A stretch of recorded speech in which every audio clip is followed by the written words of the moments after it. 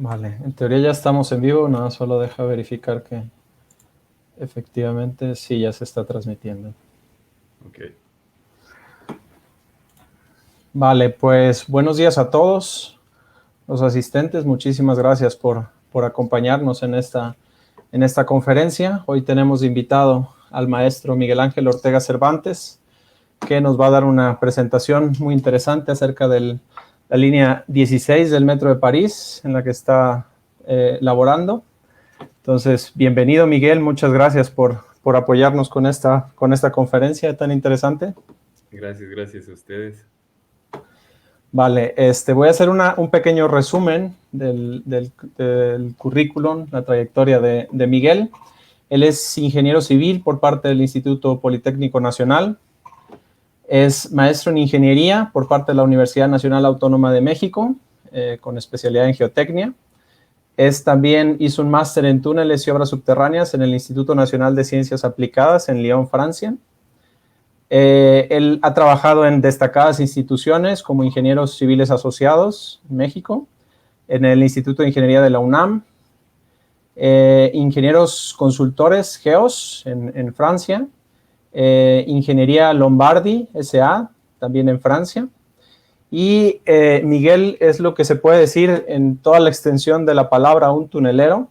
Ha trabajado en muchísimos proyectos de túneles, en muchas líneas de metro, por ejemplo, en la línea 12 del metro de la Ciudad de México, en la línea 15 del metro de París, la línea 3 del metro de Lima, Perú, la línea 18 del metro de París, sector 1, la línea 17 del metro de París, sector sur, y actualmente la línea 16 del metro de París, lote 2. Entonces, como pueden ver, Miguel es un destacadísimo ingeniero mexicano que está poniendo el nombre de la ingeniería mexicana en alto en el extranjero. Y pues adelante, Miguel, de nuevo, muchísimas gracias por apoyarnos con esta conferencia. No, hombre, Miguel, gracias a ti, bueno, por la invitación, gracias a Mitos y a su grupo de ingenieros jóvenes pues bueno, por la invitación, por mediante tuya y pues bueno, por la asistencia y el interés en la presentación y en la plática que les voy a hacer sobre pues este gran proyecto de túnel en particular y bueno, de metro en Francia, específicamente, bueno, en la ciudad de París. Va a ser una plática muy general, les voy a dar algunas cifras gruesas del proyecto en general, de la línea 16 posteriormente y después del lote 2 de la línea 16 en el que estoy trabajando. Y bueno, obviamente pueden hacerme sus preguntas al final de la presentación y si no, de cualquier forma, pues les dejo aquí mi dirección de correo electrónico por si de repente tuvieran alguna duda particular. Pero bueno, entremos en el tema. Perfecto. Ahora comparto la pantalla, solo un comentario. Los que tengan alguna pregunta durante la presentación, déjenla como un comentario en la publicación. Nosotros la vamos a ver aquí. En el momento que les surja, váyanla haciendo porque se van a ir contestando en orden al final, las que tengamos tiempo de hacerlo. Correcto. Perfecto. Pues nada, la plática, bueno, para darles esta plática, la estructuré de la siguiente forma. Al principio, pues bueno, les daré una breve introducción sobre lo que es el proyecto de Gran París Express, la extensión de líneas de la red del Metro de París. Posteriormente les hablaré sobre el proyecto general de la línea 16 y bueno, ya después entraré más en detalle sobre el lote 2, que es en el que estoy trabajando actualmente y sobre el cual pues ya les daré algunos elementos a grandes rasgos del contexto geológico, las estaciones y pozos auxiliares que conforman este lote de obra civil,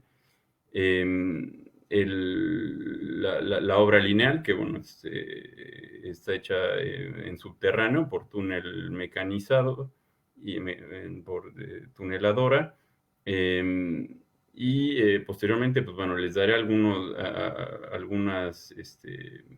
mostraré algunas fotos y les daré algunas cifras sobre el avance del proyecto al día de hoy. El Gran París Express. ¿Qué es el Gran París Express? Pues bueno, es el proyecto de extensión de líneas de metro de la ciudad de París. Aquí, bueno, no se alcanza a ver muy bien, se verá mejor en la siguiente diapositiva. La ciudad de París intramuros está aquí marcada por una sombra amarilla. Aquí se alcanza a ver la línea 14 que atraviesa la ciudad de París, la Torre Eiffel ahí. Y pues bueno, el proyecto de la línea de París, el proyecto de Gran París Express nace de la necesidad de crear una mejor conexión, una conexión eficaz entre los municipios de la periferia o los municipios periféricos de París hacia el centro de París y una conexión incluso entre estos municipios periféricos. Les doy un ejemplo borde. Si una persona que estaba en este lado de Champigny-Centre quería dirigirse hacia el Estadio de Francia, que está aquí en Saint-Denis, tenía que ir hacia el centro de París para posteriormente salir nuevamente de París hacia este otro municipio periférico. Entonces pues le toma entre hora y media, 2 horas. Con esta nueva extensión del metro de París, pues como está basada en líneas periféricas, pues el trayecto va a ser mucho más corto. Es más o menos el principio en el que se basa el proyecto de Gran París Express. Bueno, algunos de los objetivos es pues conectar el principal centro de negocios en Europa, que se llama La Défense, a los 3 principales aeropuertos de la ciudad de París, que son el aeropuerto Roissy-Charles de Gaulle al norte de París. Aquí se ve el aeropuerto del Bourget, que es mucho más pequeño, y el aeropuerto de Orly, que está al sur de la ciudad de París. También con el objetivo de crear una conexión eficaz con el centro de distribución de productos frescos o víveres, como le puse aquí en la diapositiva, que está aquí en Rungis, que vendría siendo más o menos la equivalente a nuestra querida central de abastos en la Ciudad de México.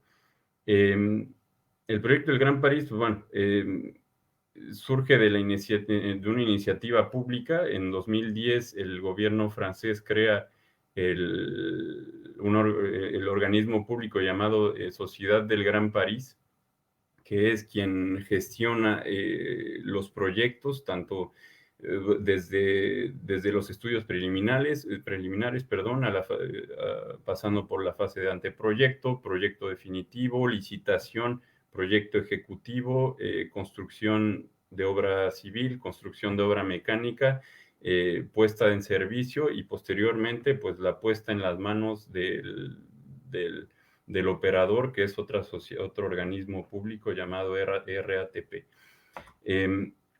¿Qué es el proyecto del Gran París? Pues bueno, consiste en la creación de 200 kilómetros de metro. Solo para que tengan una idea, la red actual del metro de París cuenta con aproximadamente 200 kilómetros de metro. Entonces este proyecto del Gran París Express pues contempla doblar el número de kilómetros de línea existentes. Las grandes bases, pues bueno, o las grandes líneas son la prolongación hacia el norte de la línea 14, hacia el sector de Saint-Denis, donde está el Estadio de Francia, la prolongación también hacia el sur de la línea 14, hacia el aeropuerto de Orly, la creación de 4 nuevas líneas, 2 líneas periféricas, la línea 15, que es la que vemos aquí, la línea 16, que es una extensión también periférica al este de París, porque es una zona muy habitado. El este de París está muy densamente poblado, entonces pues también para crear conexiones eficaces de este lado de París, pues se crea esta nueva línea 16. La línea 17 que une el sector de Saint-Denis al aeropuerto del Bourget y al aeropuerto de Charles de Gaulle. Y finalmente la línea 18 que une el aeropuerto de Orly al sector de Versalles y finalmente la creación de esta línea final hasta el Stade de France. Eh, en cuanto a calendario, bueno, para ubicarnos rápidamente, la línea 15 y la línea 16 están previstas que la puesta en servicio, y bueno, una parte de la 17 está previsto que la puesta en servicio sea para el año de 2024.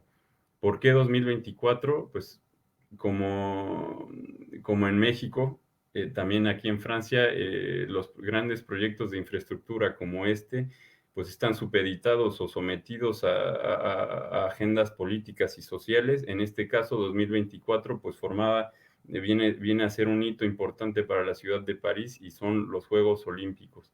Que bueno, ya los Juegos Olímpicos de Tokio ya los postergaron y con el ritmo, al ritmo al que vamos, pues no sabemos si en 2024 se llevarán a cabo también aquí en París, pero bueno, esperemos que sí. Nada, continúo con la presentación. En el Gran Paris Express, bueno, contempla la construcción de 68 estaciones. 80% de estas estaciones tendrán correspondencia con las líneas existentes. Como vemos aquí, el RER, que viene siendo el suburbano de la ciudad de París, con líneas de metro y con líneas de tranvía.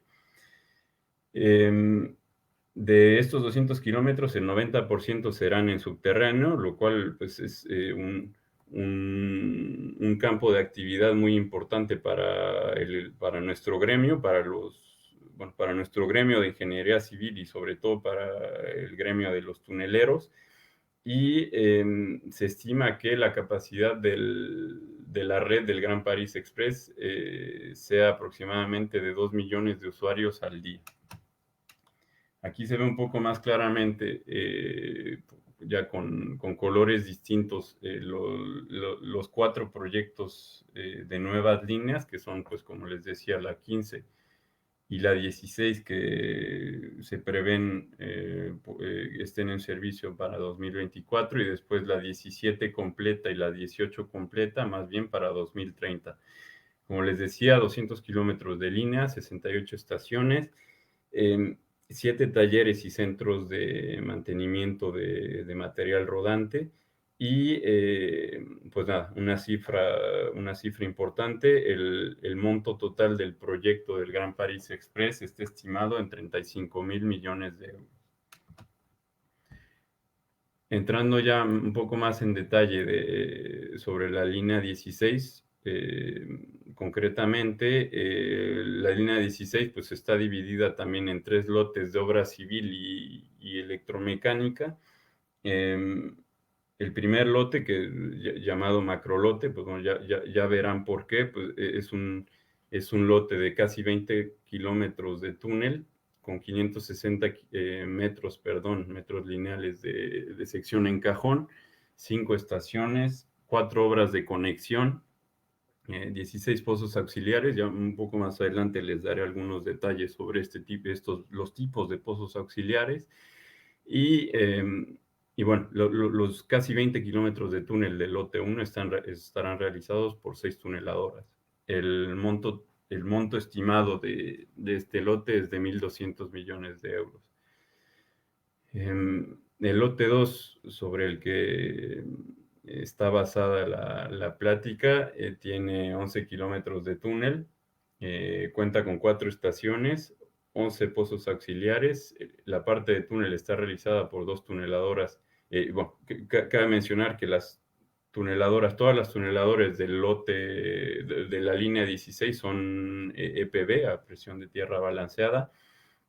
Y bueno, el lote 2 está estimado a 700 millones de euros. Y finalmente el lote 3, perdón, de la línea 16 tiene 5 kilómetros y medio de túnel realizados por una tuneladora, una estación, 6 pozos auxiliares y el monto estimado de proyecto es de 300 millones de euros. Este lo atribuyeron eh, la semana pasada, me parece, a un consorcio, a una constructora francesa que se llama Gazelle-Beck. Ah, perdón, aquí ya. El consorcio constructor que, bueno, en 2018 se realizó la licitación de... Miguel, no estamos viendo tu presentación. Perdón. Ahí la ven ya.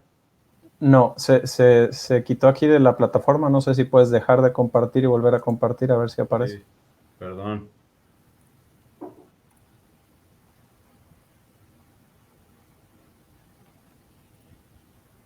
No. Disculpa, ¿eh? No, no pasa nada. Me dices Listo. cuando... Ya, ¿Listo? sí, listo, adelante. Venga, perdón.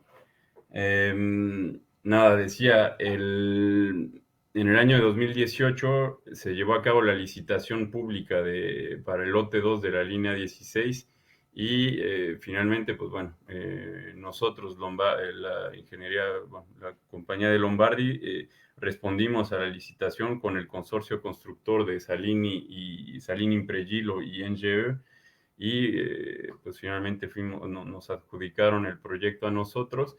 Y bueno, les doy algunas cifras sobre el consorcio constructor. Salini Impregilo es una empresa italiana, una constructora italiana, es la onceava en cuanto la onceava más grande a nivel mundial.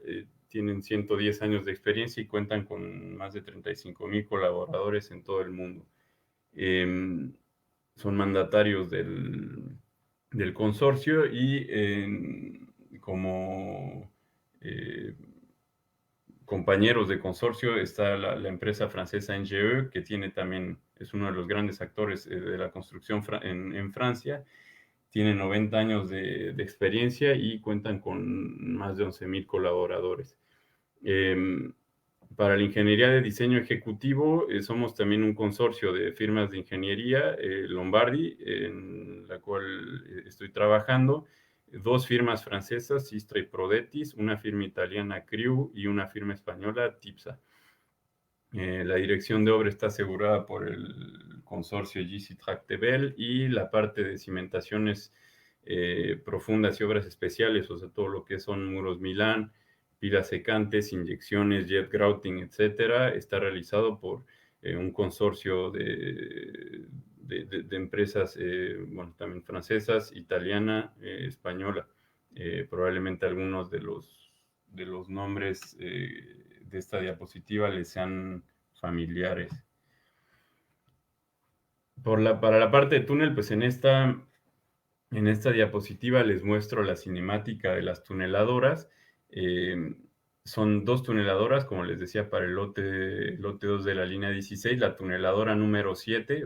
¿Por qué 7? Porque, como les decía, en el lote 1 había 6 tuneladoras, entonces para llevar más o menos la secuencia de enumeración de tuneladoras, pues bueno, el lote 2 comienza con la tuneladora número 7, que va a excavar casi 6 kilómetros hacia el sur.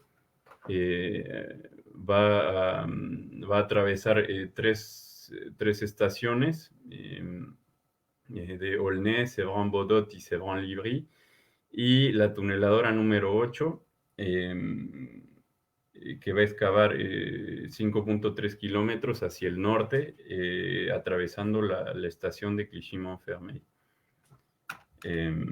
Aquí también, pues bueno, se puede ver la secuencia de pozos auxiliares, que bueno, aquí se llaman OA, porque bueno, aquí en francés se les llama obras anexas. Pero bueno, son unos pozos auxiliares y ya un poco más adelante les daré un poco más de detalle de los tipos de pozos. En cuanto a la geología, son dos sectores principales que de hecho, bueno, corresponden exactamente a las dos tuneladoras. La tuneladora número 7 que excavará en su totalidad en el sector de la Plaine de France, que es, los dos sectores están dentro de la secuencia sedimentaria terciaria de la cuenca de París. La Plaine de France pues corresponde a las series del Eoceno, es el Eoceno medio y el Eoceno superior, y la colina de Clichy o Butte de Clichy, que son formaciones del Eoceno superior y del Oligoceno inferior. El perfil longitudinal del sector de la Plaine de France, pues bueno, lo vemos aquí, probablemente no se alcanza a ver muy bien, pero aquí vemos el perfil del túnel, del túnel de la tuneladora número 7, que excavará principalmente en este horizonte geológico, o en esta formación azul, que son los sables de Beauchamp. Sable es arena, las arenas de Beauchamp, y ya al final de su tramo de excavación excavará un poco, bueno, más bien ya pasará a excavar completamente durante algunos metros en el Calcaire de Saint-Ouen, que bueno, es una caliza blanda, como veremos en las próximas diapositivas, y solamente aquí durante un poco más de 1 kilómetro, excavará en esta formación, en el techo de esta formación que se llama las Marnes Cayas, que son margas muy duras. Como les decía, pues bueno, al final del tramo se excavará en la formación, perdón, del Calcaire de Saint-Ouen, que es una formación caliza margosa blanda, con algunos pasajes arenosos. Aquí aquí les puse algunas de las fotos de las muestras, de los sondeos. Las sable de Beauchamp, las arenas de Beauchamp, son arenas arcillosas, generalmente cohesivas y compactas. En algunos lugares se presentan pues estratos litificados, o sea, en forma de bancos de arenisca. Y bueno, su espesor está comprendido entre 10 y 15 metros, perdón. Y la formación en la que solamente excavamos durante algunos cuantos metros de las Marnes Cayas, pues son margas con estratos irregulares de calizas margosas y yeso masivo. El espesor de esta formación está entre 15 y 30 metros. La tuneladora número 8, que excavará en el segundo sector geológico del proyecto, en la Butte de Clichy, pues arrancará aquí en el pozo auxiliar número 603. Seguirá a grandes rasgos el relieve de la colina de Clichy para excavar en esta formación verde olivo, que son las Marnes d'Argenteuil, que son margas arcillosas, y posteriormente pues bajará hacia el sector de la planicie de Francia, donde saldrá de tierra, pues. Aquí les presento también algunas de las fotos de las muestras de las margas arcillosas de Argenteuil. Como se puede ver, pues bueno, el contenido de arcillas es muy alto y presentan un espesor entre 7 y 11 metros. Y la formación, la formación geológica en la que la tuneladora número 8 excavará gran parte del trayecto es las Massimanes d'Egypte, denominadas aquí como MFL, que pues son niveles de yeso masivo con intercalaciones margosas y de calizas. El espesor, como veíamos en la diapositiva anterior, pues está entre 40 y 50 metros. Aquí les presento algunos datos generales sobre las estaciones que constituyen el lote 2 de la línea 16. La primera es la estación de Aulnay-sous-Bois, que tiene una dimensión en planta de 61 por 25 metros, una profundidad de 15. La profundidad de los muros Milán es, perdón, de 28 metros y representa un volumen de excavación de 40.000 metros cúbicos. Es la más pequeña, la más pequeña o la más somera de las estaciones del lote. La estación de Sevran-Bodot, que es la más profunda del lote, tiene una dimensión en planta de 65 por 36 metros, una profundidad de 29. La profundidad de los muros Milán va hasta 51 metros y representa un volumen de excavación de 85.000 metros cúbicos. Después viene la estación de Sevran-Livry, que tiene una dimensión en planta de 55 por 32 metros, una profundidad de 20, y los muros Milán, que bajan hasta 38 metros de profundidad. El volumen de excavación es de 44.000 metros cúbicos. Y la única estación, como les mostraba, que está en el sector de la colina de Clichy, pues es la estación de Clichy-Montfermeil, que tiene una dimensión en planta de 66 por 42 metros, una profundidad de 25. Los muros Milán bajan hasta 45 metros de profundidad y el volumen de excavación es de aproximadamente 70.000 metros cúbicos. Los pozos auxiliares, como les comentaba antes, pues bueno, hay dos tipos de pozos auxiliares. Primero una clasificación por la utilización que tienen en fase definitiva, pues algunos son de salida de emergencia, solamente tienen el uso de salida de emergencia. En el caso de este lote son 3 de este tipo, y 8 de los otros pozos auxiliares son pozos mixtos, es decir, de ventilación y también de salida de emergencia. La clasificación de estos pozos por su utilización o por su localización con respecto al trazado del túnel y por su utilización en fase de construcción, pues son los pozos que están en el eje del túnel, que sirven en fase de construcción como entrada y salida de tuneladora o como pozo logístico, que ya veremos en la siguiente diapositiva, y los que están fuera, del eje del túnel, pues que es finalmente para la fase de servicio, se unen al túnel de dovelas mediante ramales de conexión. Aquí vemos nuevamente la imagen de cinemática de la tuneladora, en donde vemos, pues bueno, los dos pozos de entrada, que en este caso es el pozo 202, que forma parte del lote 1, y el pozo 603, del cual sale la tuneladora número 8. Las dos tuneladoras terminan su excavación en el pozo auxiliar 501 y a la mitad, bueno, un poco después de la mitad de cada tramo de excavación hay un pozo logístico que en el caso de este proyecto solamente será utilizado para evacuación del material de rezaga. El diámetro de excavación de las tuneladoras es de 9.86, son dos tuneladoras gemelas. El diámetro es de 9.86, diámetro de excavación, y el túnel de dovelas, el anillo de dovelas, es de 9.5 metros de diámetro externo por un diámetro interno de 8.7, es decir, dovelas de 40 centímetros de espesor.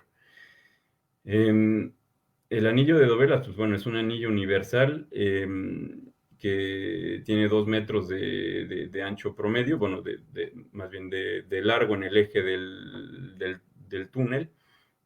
En este tramo, en Francia, el gremio de la construcción, el gremio tunelero en Francia era muy reticente a la utilización de fibras metálicas en dovelas, y este es uno de los primeros lotes de obra civil en los que aceptan la utilización de dovelas de concreto reforzado con fibras metálicas, y en este caso pues se utilizará en toda la sección corriente.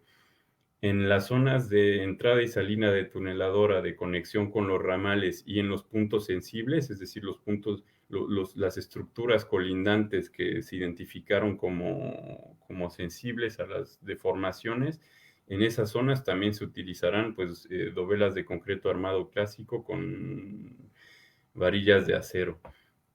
La estanqueidad de las dovelas pues estará asegurada por dos tipos de juntas, una junta compresible que está, que bueno, se agrega a la dovela en su fase de colado, mediante la cimbra, y una junta hidroexpansiva que, bueno, viene a ser pegada a la dovela una vez que va a ser introducida al frente de excavación. Aquí les doy algunas de las cifras sobre las dovelas, algunos números sobre las dovelas de concreto reforzado con fibras metálicas. Pues bueno, el FCK, que viene siendo el F'C, de 40 megapascales o 400 kilogramos centímetro cuadrado, una resistencia media a la tracción a los 28 días de 3.5 megapascales y un módulo de elasticidad secante de 35 gigapascales. La dosificación en fibras metálicas es de 45 kilogramos por metro cúbico y y bueno, aquí les muestro rápidamente en la imagen el tipo de fibra utilizada para las dovelas. Los puntos sensibles, pues bueno, como les decía un poco antes, donde se utilizarán o sea, cuando la tuneladora pase bajo estos puntos sensibles y se utilizarán dovelas de acero, dovelas, perdón, de concreto armado clásico. En estos puntos sensibles que son pues estructuras que han sido identificadas como sensibles a los desplazamientos. En en el lote 2 de la línea 16 se identificaron alrededor de 20 puntos sensibles y bueno, aquí les voy a hablar de dos específicamente, pues que son los más importantes y los más restrictivos en cuanto a límites de desplazamiento admisibles. Son la estación, bueno, justo antes de la llegada del túnel a la estación de Sevran-Bodot. Aquí, bueno, esta estación tendrá una correspondencia con la línea de suburbano más bien con la línea B del suburbano de París. Y pues bueno, aquí se puede ver que el suburbano la estación de suburbano pues está en un cajón, y pues el túnel pasará bajo este cajón y el límite de deformación que nos impone el operador del suburbano es de 10 milímetros, o sea, casi nada. Entonces, pues este es uno de los puntos sensibles más importantes y el otro es la otra estación de Sevran, en el cual se tiene también una correspondencia con el suburbano, esta vez en superficie, esta vez las líneas están en superficie y pues también nos imponen un límite de deformación de 10 centímetros. Les hablo de estos dos puntos sensibles porque, pues bueno, ya conforme avance el proyecto y con los resultados de la instrumentación, se decidirá si activamos la opción de inyecciones de compensación. Dentro de las dos estaciones, tanto en Sevran Bodot como en Sevran Livry, las dos estaciones cuentan con las reservaciones para crear una losa de inyección y dejar las reservaciones listas para cuando la tuneladora esté pasando.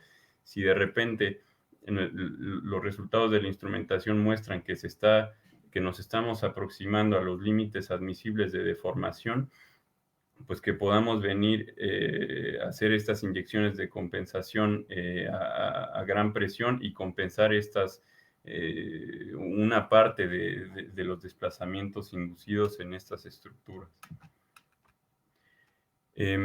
Para tener este control de desplazamientos, pues se puso en marcha una plataforma informática de seguimiento en tiempo real de la instrumentación, que bueno, nos da resultados de este tipo. Por ejemplo, aquí pues, podemos ver en tiempo real el avance de la tuneladora, en este caso la tuneladora número 7 que está en esta situación, y aquí pues vemos también todos los teodolitos para la nivelación superficial, y aquí vemos también, por ejemplo, que hay una sección de medida reforzada con extensómetros, inclinómetros, etcétera. Y pues aquí vemos un ejemplo del tipo de resultado que esperamos. Aquí, bueno, pues ya para terminar, pues les muestro algunas fotos sobre el avance del proyecto. El 100% de las zonas de proyecto, de las zonas de obra ya están activas, tanto de las estaciones como de los pozos auxiliares y las dos tuneladoras. Aquí, por ejemplo, pues, vemos una foto de la estación de Aulnay-sous-Bois, en la cual ya están construyendo la losa de fondo. Aquí vemos el cóter o la hidrofresa que está haciendo los muros Milán en la estación de Clichy-Montfermeil. Aquí se alcanza a ver, y está un poco borrosa la foto, pero es el cóter también que está haciendo los muros Milán en la estación de Sevron-Livry, y ahí al fondo se alcanza a ver la estación del suburbano bajo el cual pasará la tuneladora.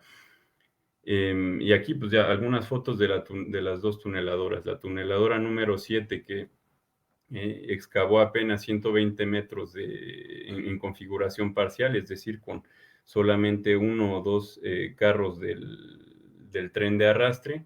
En este momento están haciendo el ensamblaje del tren de arrastre completo para que en el mes de marzo arranque ya en configuración completa. Y pues ya finalmente la tuneladora número 8 que arranca en el pozo auxiliar 603, pues ya está en proceso de ensamblaje en el fondo del pozo. Esta foto es de la semana pasada, apenas bajaron la rueda de corte y pues ya están, aquí vemos pues ya y cómo están poniendo ya ahí la rueda de corte en la tuneladora. Vemos aquí uno de los carros del tren de arrastre, y el arranque de esta tuneladora número 8 está previsto para el mes de abril y mayo de este año, si todo va bien. Pues bueno, por el momento es todo lo que, lo que tengo que platicarles. Gracias por su atención, y como les decíamos con Miguel, pues si tienen alguna pregunta, pues ahí a través del chat pueden hacerla, y si no, de cualquier forma, pues les dejo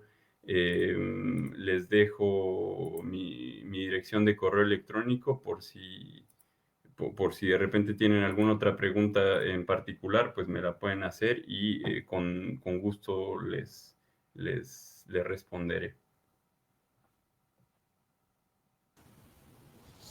Muchísimas gracias por la presentación, súper interesante, y definitivamente pues ahora vas a tener la obligación de regresar y platicarnos del avance del proyecto. Sí, con gusto. Vale, hay algunas preguntas, yo creo que sí tenemos tiempo para abordarlas. La primera pregunta es de Ejecatl Solís, espero haberlo pronunciado bien. Uh-huh. Nos dice, dame un segundo, creo que la puedes ver ahí, sí. Sí. ¿Cuál ha sido uno de los principales retos en el avance con la tuneladora, con esa clasificación de suelo, y cómo han abatido la NAT? Pues, bueno, hasta ahora el avance de la tuneladora solo hay una tuneladora que ha arrancado. El avance es pues ha sido muy breve, no hemos podido, bueno, no tenemos la experiencia con esta tuneladora, pero bueno, la idea de una excavación con tuneladora es no crear un abatimiento importante en el nivel freático. No sé si, bueno, ya después, bueno, en la construcción, durante la construcción de los pozos auxiliares y de las estaciones, pues ya ahí es otra historia, porque bueno, pues ahí ya sea que se realicen en top-down o en bottom-up, pues el bombeo y los dispositivos de estanqueidad para la construcción de estas estaciones, pues ya cambian completamente el régimen hidrogeológico y de flujo de agua dentro del suelo. Pero bueno, dentro de, o sea, para la cuestión de la tuneladora, en teoría, no pensamos venir a cambiar dramáticamente los niveles del nivel, los niveles freáticos, pues. Al final supongo que es o sea, es el objetivo, mantener el régimen hidráulico lo más parecido, porque al final tienen materiales que son sensibles al agua, ¿no? Están las calizas que se pueden disolver y tienen las magras que se pueden expander si aumenta la... Exactamente. Vale. A ver, aquí está otra pregunta. ¿Qué sistemas de instrumentación se han implementado tanto para mediciones piezométricas como para deformación y desplazamientos? Las TBM han sido completamente nuevas para este lote. ¿Qué sistemas de control de procesos se tienen considerados implementar para cada una de las TBMs para el seguimiento de parámetros de excavación? De Lalo Salgado. Ok. Sí, pues bueno. A ver, para el sistema de instrumentación, pues como mostraba en en una de las últimas slides, probablemente la pregunta la hizo antes de la slide. Pues bueno, la instrumentación pues es lo que se utiliza comúnmente en este tipo de proyectos para el control de desplazamientos creados por el túnel, pues inclinómetros, perdón, extensómetros y nivelación de superficie. También pues se tienen medidas de convergencia dentro del túnel y bueno, para la cuestión de piezometría, pues sí, piezómetros de cuerda vibrante y también celdas de presión intersticial repartidas por todo el trazado del túnel, pues.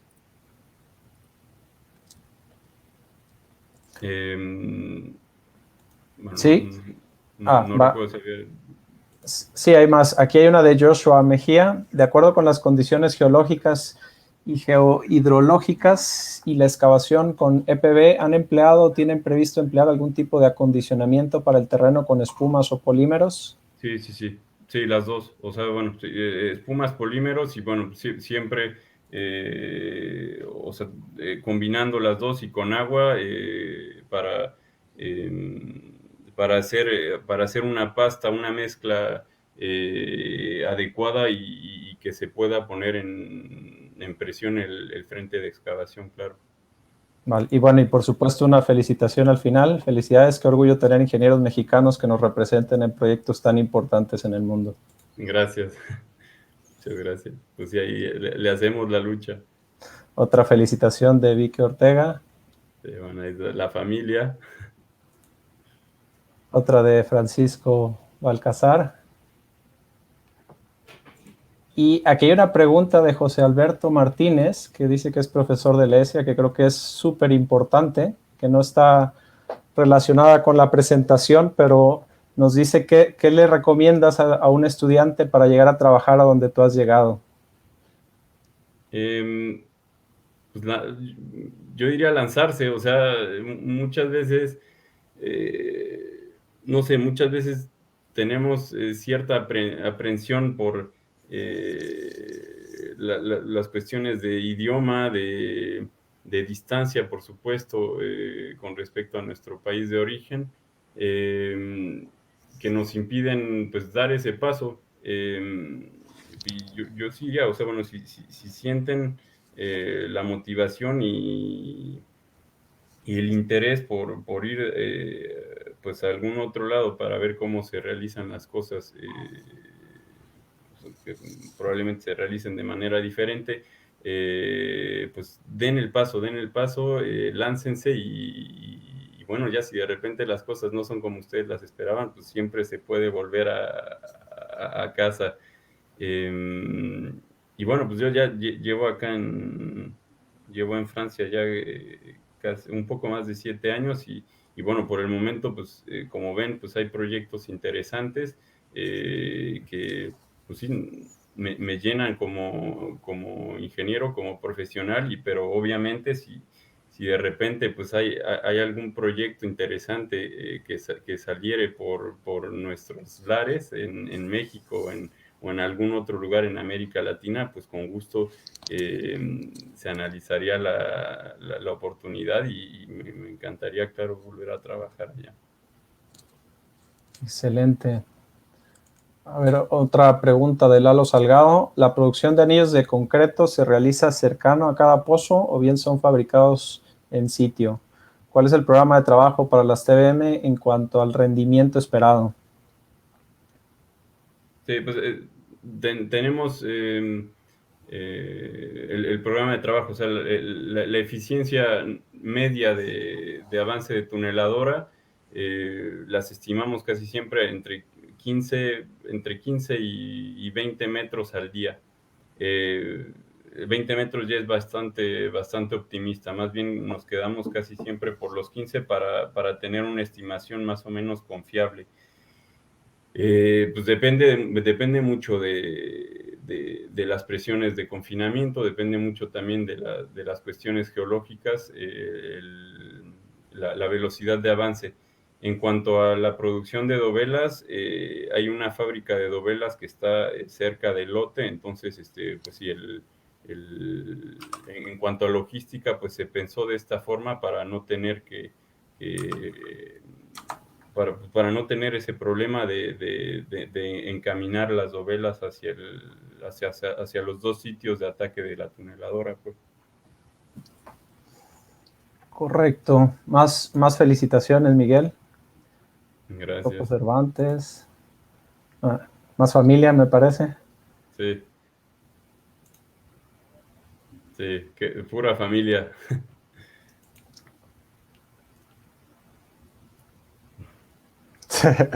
Una muy coloquial. Ya, el ulala.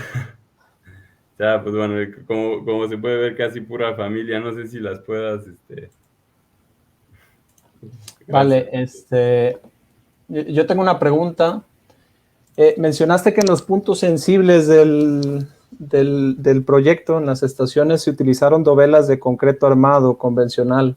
Ujú. ¿Esto se determinó así en el diseño o fue un poco miedo de los diseñadores por la falta de experiencia con las fibras, con el concreto reforzado por fibras? Es más bien lo que dijiste al final. Como te digo, en Francia el gremio de la construcción de túneles siempre han sido muy reticentes hacia la cuestión de dovelas con fibras metálicas. Y como este es uno de los primeros lotes, pues dijeron, en todo lo que es punto sensible y sobre todo, pues como les decía, estas correspondencias con líneas férreas y todo, pues no querían, o sea, bueno, como siempre hay cierta aprensión o cierto miedo a- a- todavía hacia este tipo de dovela, eh, pues dijeron que nos impusieron en el contrato el utilizar dovelas con armado normal para esa zona.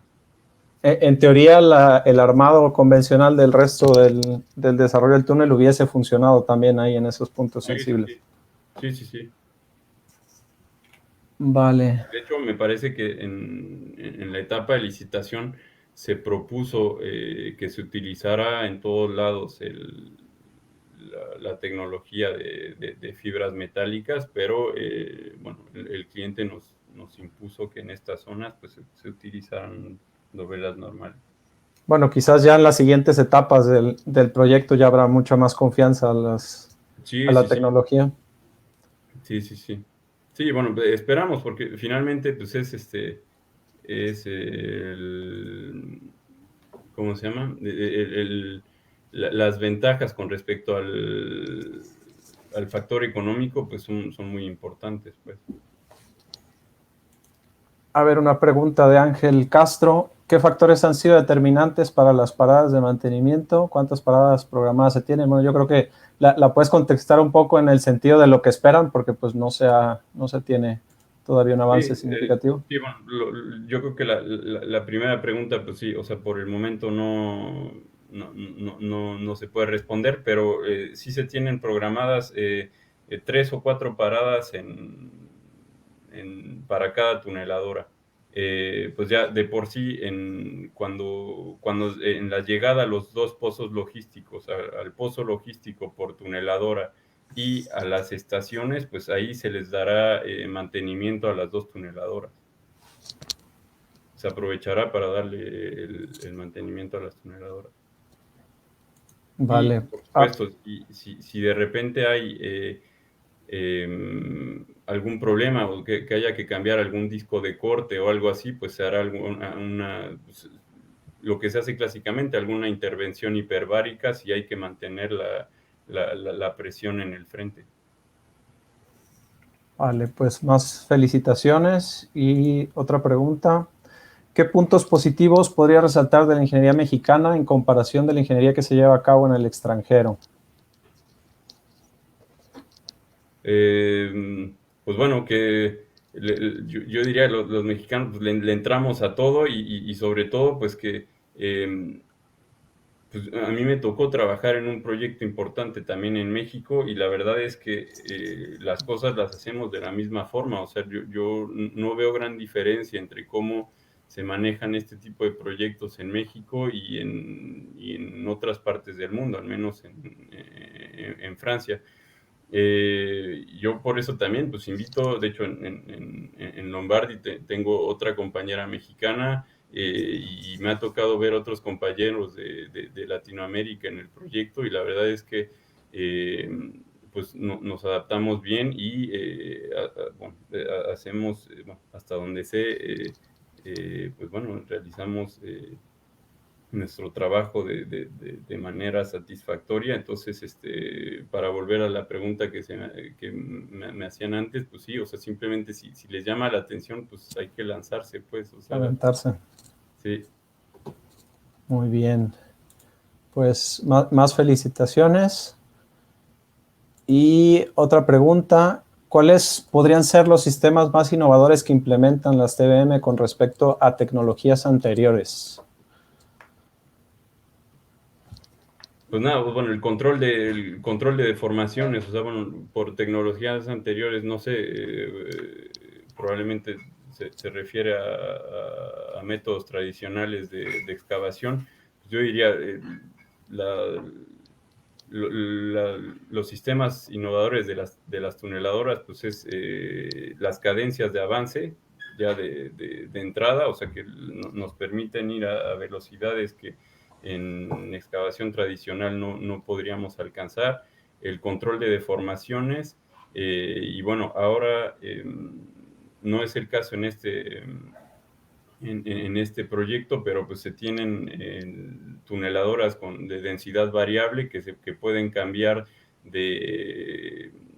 o sea, que se pueden adaptar al tipo de geología, o sea, a geologías completamente cambiantes, simplemente adaptando el modo de confinamiento en el frente y de extracción de material de rezaga. Y eso, o sea, en tiempo real a partir de los parámetros de la excavación, ¿o? Sí, sí, sí. Exacto. Vale. Bueno, tampoco estoy para hacerle la publicidad a las empresas el marketing, a las empresas de tuneladoras, pero bueno, pues son tecnologías que se van adaptando cada vez mejor al mercado de túneles, pues. Vale, pues más felicitaciones, Miguel. Yo tengo otra pregunta, más que nada porque la desconozco. ¿Cómo funcionan las juntas hidroexpansivas? ¿Estas son juntas entre los segmentos de la dovela o entre dovelas o en ambas? O No, entre anillos, perdón. la hidroexpansiva la pegan, una vez que va a ser ya introducida en el frente del túnel, la pegan un poco abajo de la compresible, y de hecho, esta cuando entra en contacto, o sea, de hecho, tienes la junta de la dovela está aquí, entonces la compresible, pues ya cuando el gato de empuje de la tuneladora empuja la dovela, pues ya la compresible, pues ya se aplasta contra la otra, contra la junta de la dovela adyacente, y la hidroexpansiva, pues son pedacitos de caucho que cuando entran en contacto con el agua freática se expanden, y pues ya quedan las dos en contacto, y las dos quedan juntas. Pues de hecho puedo regresar a la diapositiva si quiere. Ahí se ve un poco mejor. No sé si todavía ves el Sí, ahí estamos viendo tu PowerPoint. Aquí está. Entonces, bueno, sí, no se ve la otra, pero entonces, o sea, si aquí vendría a ser, si hacemos esta una copia simétrica, pues del otro lado queda la compresible. Entonces ya cuando los gatos empujan la dovela adyacente, pues ya la compresible pues ya se aplasta, y después esta, cuando viene el agua freática o que intenta entrar dentro del anillo, pues ya esta se expande y ya queda en contacto con la que está justo enfrente, en la dovela adyacente. Vale, correcto.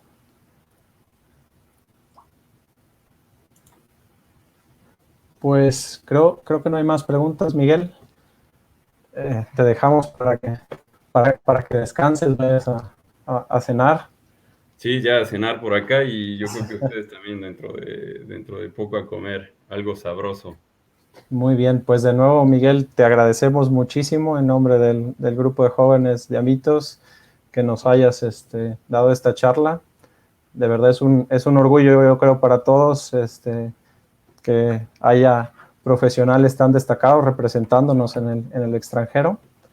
Y pues ahí también queda el consejo para los jóvenes y estudiantes que nos están observando, que pues hay que aventarse. Ahora sí que no hay otra manera de hacerlo, ¿no? Pues sí, sí, sí. Y nada, pues gracias Miguel otra vez a ti, gracias a Mitos, al grupo de ingenieros jóvenes, y pues gracias a todos los que se interesaron en la plática y que hicieron buenas preguntas también. Vale, pues hasta luego, Miguel, que estés muy Gracias, que bien. estés muy bien. Buen fin de semana.